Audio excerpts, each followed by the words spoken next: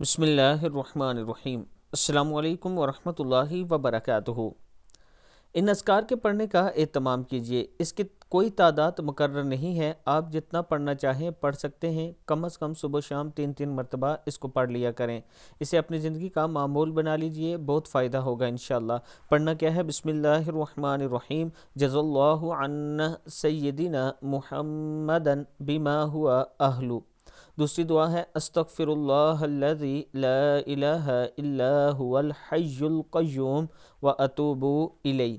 یا ذا الجلال والاکرام، لا حول ولا قوة الا باللہ العلی العظیم، لا الہ الا انت سبحانک انی کنت من الظالمین، سبحان اللہ والحمد للہ ولا الہ الا اللہ واللہ اکبر ولا حول ولا قوة الا باللہ، صدق اللہ العظیم۔